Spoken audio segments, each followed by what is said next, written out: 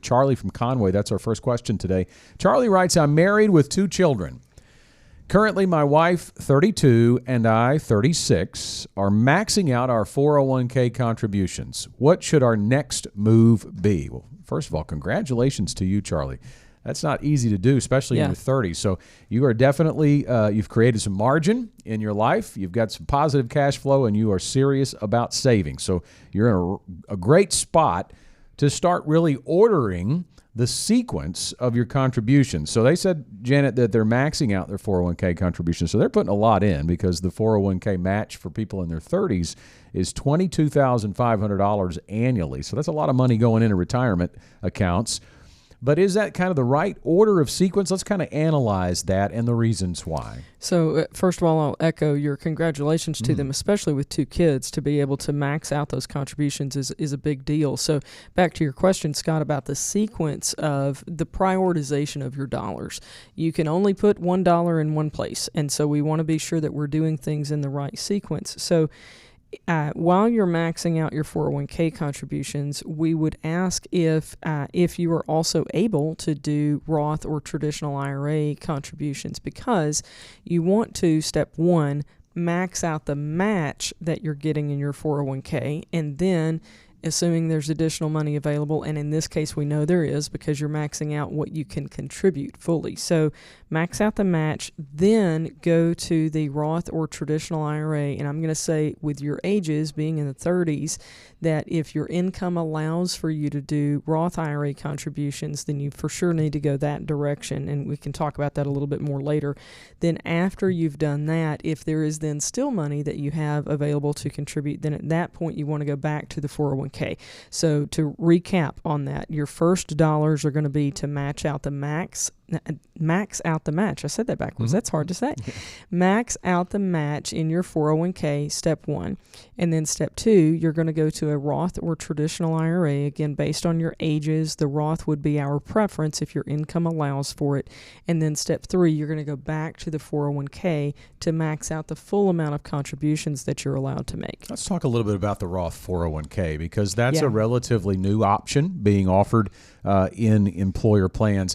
And let me back that up. Maybe not relatively new, more widespread now. Yes. It was rare we would see a Roth 401k 5, 6, 7 years ago. Right. But it is being offered more frequently now by employers. And we do get that question a lot in a client meeting room when someone is maybe maxing out their 401k. How should I allocate these dollars? And it really depends, I think, a lot on your season of life. It does. And it also depends on your perspective about taxes. I will say that, and this is not 100% across the board, but most CPAs, when you talk to them, they are focused on this year's taxes, not the lifespan of how much you are going to pay throughout your life on taxes. And we're really more focused because it's a picture of financial independence. It's the holistic financial independence picture, which is your lifetime of how much you're going to spend in taxes. That is a big factor. And so we want to look at over your lifetime spending less in taxes. So the difference between, and I'll get into the 401k aspect of it in just a moment, but let's just talk about outside of the 401k, the traditional versus the Roth IRA. If somebody makes, let's say, $50,000, and we're just going to use nice even numbers on this, if they make $50,000 and they contribute $5,000 to a traditional IRA, then they're taxed on $45,000 of income because they get to take that off the top, okay?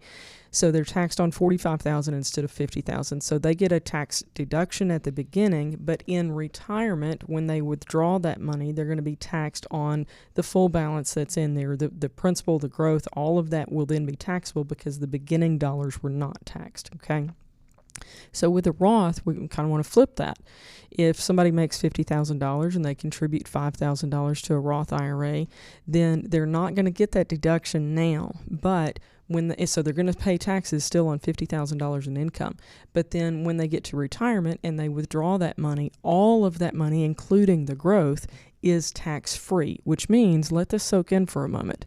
What you put in there, you've already paid taxes on it at the time, but when you take it out, that growth, that's never had any taxable impact on it, and it doesn't get that. So that's a big deal for you. And when you think about being in your 30s, you have a long time as you're approaching retirement for that money to grow. So the power of that compound interest over time is huge. Now, Scott, let's circle back to the 401k aspect. As you said, Roth 401ks, or that option within a 401k, has become more and more common.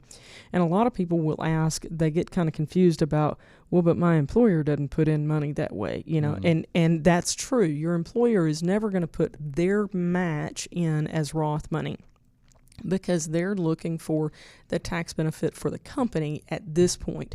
But you are allowed, if your plan has it available to you, you are allowed to put your dollars in as Roth 401k dollars. So when you get to the point of retirement, if you transition this over, it's very common for us to see 401k money actually go to two different accounts. And one will go to a traditional IRA and one will go to a Roth IRA, to separate the company contributions and your contributions.